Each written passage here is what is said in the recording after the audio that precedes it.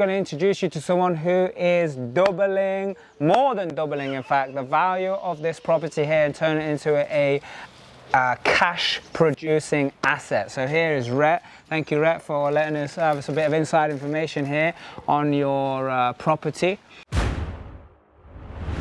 So give us some numbers on this. You purchased this for? 220. Yeah, so 220,000. And what you turn it into right now? Because it's nearly finished, right? Nearly finished. It's going to be 7 units, most of them double occupancy, 5 studios, 2 ensuite rooms.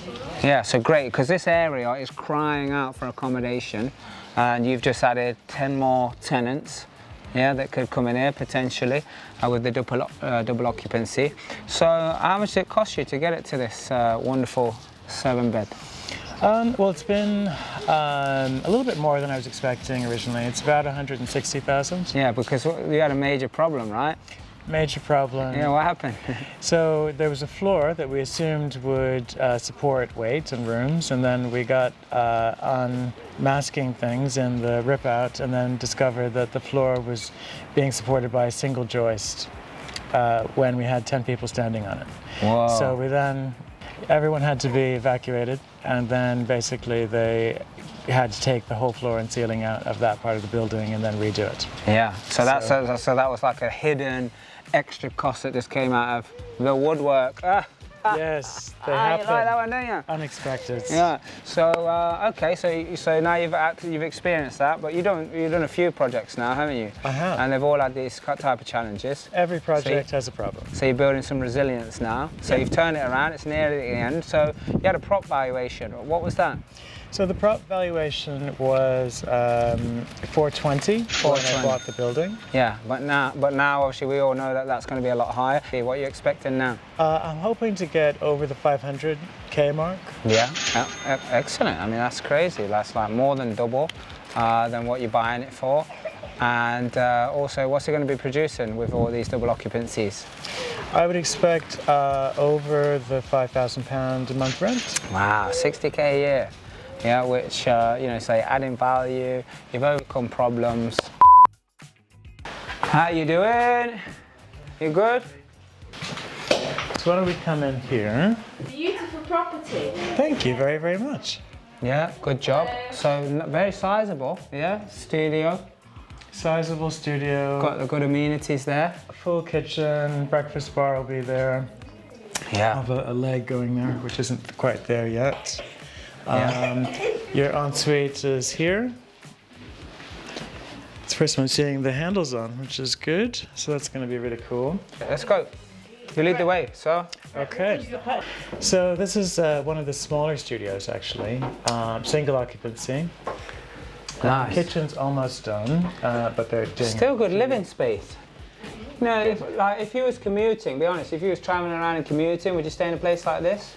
Be cool, wouldn't it? You make this at home. Yeah. Put a few Yankee candles in here and yeah. Exactly. Bring the sound system. Exactly. I mean, I would stay up here, and that's kind of how I do it. I'm always thinking about. That's always a vibe that you want to go for. Like if you stay here yourself, I'm not saying like live in your property full time, but if you would stay here yourself for a period of time or whatever, then that's a good sign. Yeah. Exactly. That's a good sign. But here's one thing. Most people would stay in it when it's first done, but would you stay in it after it's 2 years old? Well, and that's the key. That's going to come down to the quality of this stuff. And it's one of the reasons why maybe I overspend a little bit, because I'm thinking longer term. Yeah, I'd rather because have a good cheap kitchen. today is not cheap tomorrow. Right. You know? The kitchen's not going to get cheaper in 2 years' time. Yeah, exactly. That as well. If you've got to start replacing stuff, it's something to consider, because I made a lot of mistakes in the beginning where, like, you know, cheap. Got it good, looks all good and nice on the initial figures.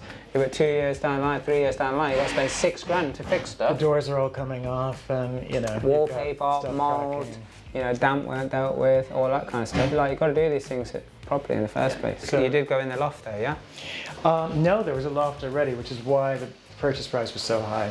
So didn't have to do an extension, so you got a free extension. Another studio. This is a nice big one. So this is about a week away from being done, I'd say. So they're literally just finishing painting, decorating, kitchen bits, the door. You've had many challenges here throughout this journey. This is project number what? 6. No, project number 6. Yeah. Wow, that's This wonderful. is a real life number 6. So Yeah. literally since the day I started, six properties, up to 40 units. Yeah. Since I started. Yeah, and you had some major problems, and you need to subscribe to this channel if you want to hear about Rhett's story, and how he was able to get started and make all of this stuff happen. But right now, for people who may be sitting there want to do something different, have more impact, what's your 10-second message to these people? Don't underestimate the power of coaching, training, mentoring, and having the right team behind you, because at first glance, I remember thinking, oh, well, I can do everything myself. And then when you realize the number of problems that you will encounter, it's not if, it's when, you definitely need the right support system to get through those, especially if you want to discover your true potential. Yeah, he's robbed the line. I was going to let you know, I was going to say, I've got to remind you that we can never let them forget that you've got to do the right thing for the right reason. Why is that? Because you've got to discover your true potential. There you go.